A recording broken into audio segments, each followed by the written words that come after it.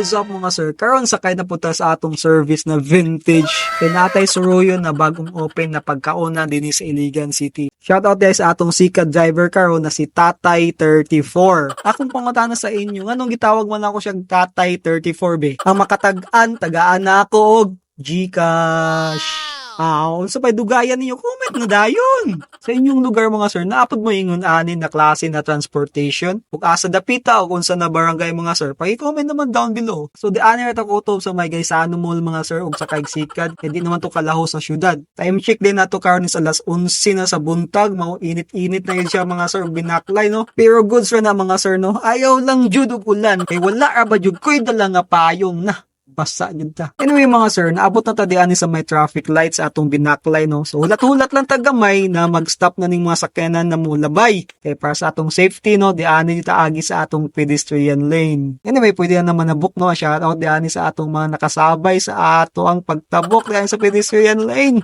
Shout out sa inyong tanan. Dayon diani ni kun agi sa may kilid sa 167 Hypermart kay landong diani agi ano kay paggawas ani na dito atong service ga paabot. Paggawas na ako ga paabot na yun akong service ba. Nga diani ay mao ni siya ang atong service nato no. Palao ni siya na jeepney mao ni maghatod sa tuwa dito sa pagkauna na bagong open ato ang kanan. Angoy abi na og libre mo sa kayanin naman ay bayad no. Bayad oy.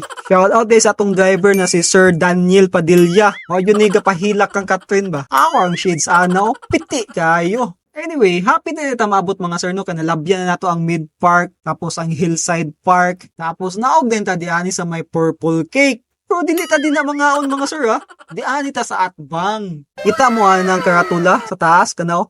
Kuya Macho, Chibugan sa Palao. Di na ta mga sir. Kita mo aning balon? Bag-o lang yun is laga-open ba atong January 8. Mo atong isuri karon January 9 para makita nato kung unsa ilang mga pagkaon diani. Og syempre, ang ilang lugar. So mao nilang pwesto diani mga sir no, makita nato medyo luag-luag pud biya siya.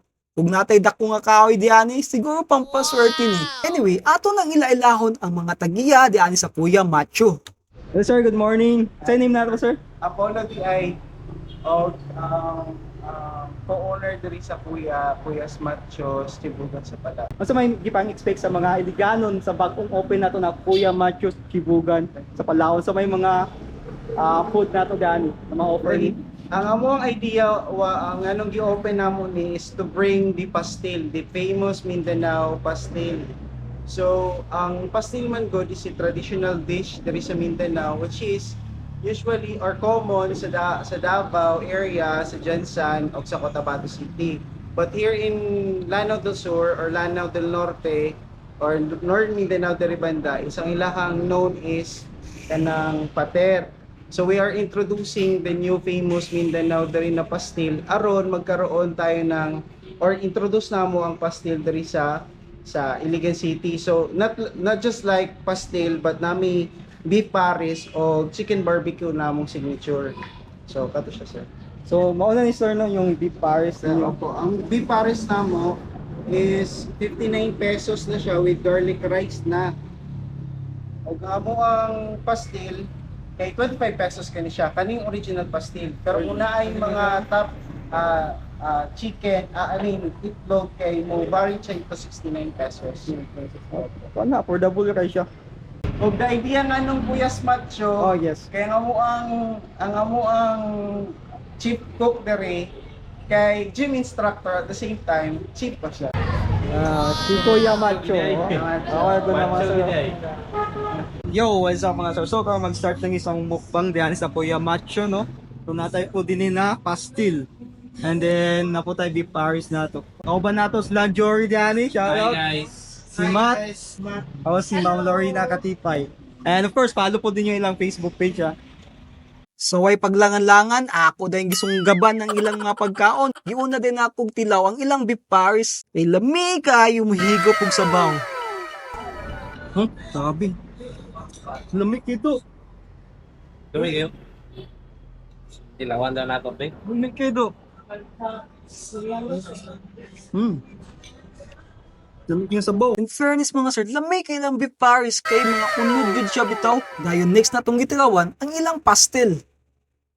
Wow! Wow, goods pud biya kay siya for only 25 pesos. Grabe, sulit na kayo niya eh. Lami na, affordable pa yun siya. Chili garlic. So, kung gusto mo ka ng medyo spicy, no? Natay mga kanan spicy. Sa tawag niyo, sir? Chili sauce. Chili sauce na Sabaw po, pala, no? ulam na. Tapos na po tayo sili. Ay, Again, tayo pure sigigit. palapa. No? Okay. So, mostly sa atong mga igsoon nato ng mga Muslim, yun nilang hilig nila ng mga spicy dito ng mga pagkaon. So, sa atong mga shoutout sa atong mga igsoon nato din ng mga Muslim, no? And sanay sa inyong bisitahon sa pagkaunan. Yan sa Palawan. Try nato nilang barbecue.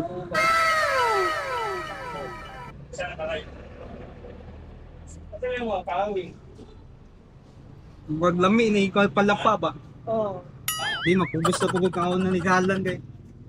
Muda nilang Bawal ka halang, sir? ha? Bawal ka? Kutoy yung Sige, kung ano halang yun. nagpalili kay nagkutoy na tiyan sige laghalang di. Lamig din ang palapadan. Tilawin ka dito. Ano to lang lami ni ikaw do sa palapa bitaw. Ayun na.